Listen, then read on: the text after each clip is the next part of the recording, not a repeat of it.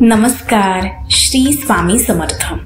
अनंतकोटी ब्रह्मांड नायक अक्कलकोटचे परमपूज्य श्री स्वामी समर्थ महाराजांच्या प्रकट दिनाची आज आपण एक अत्यंत महत्त्वाची कथा पाहणार आहोत. ही माहिती तुमच्या श्रद्धेचा आधार अधिक मजबूत करेल.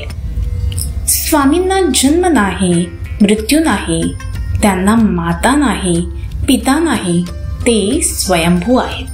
स्वामी कर्दळीवनातून प्रकटले ही कथा आपल्याला माहिती आहे, पण खरे तर ते समाधीतून उठून त्यांच्या शरीरावर तयार झालेले वारूळ दुभंगून बाहेर आले होते.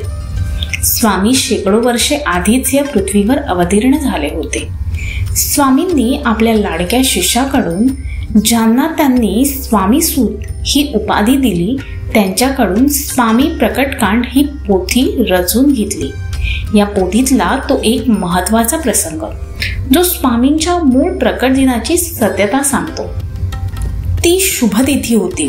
इसवी सन 1149 शके 1071 चैत्र शुद्ध द्वितीया. उत्तर भारत छेलखेडा गाव. विजयसिंगासोबत गोट्यांचा खेळ मांडणारी साक्षात श्री स्वामी समर्थ 8 वर्षांच्या बालक वामन अवतारात प्रकट झाले. धरणी दुभंगली आणि तेजाचा एक मोठा लोळ बाहेर आला. या तिथी आणि सालाला खुद्द स्वामींनी दुजोरा दिला आहे.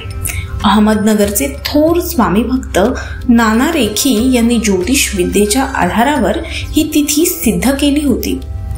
हा परम पवित्र प्रसंग संपूर्ण माहितीसह या व्हिडिओत उलगडत आहे.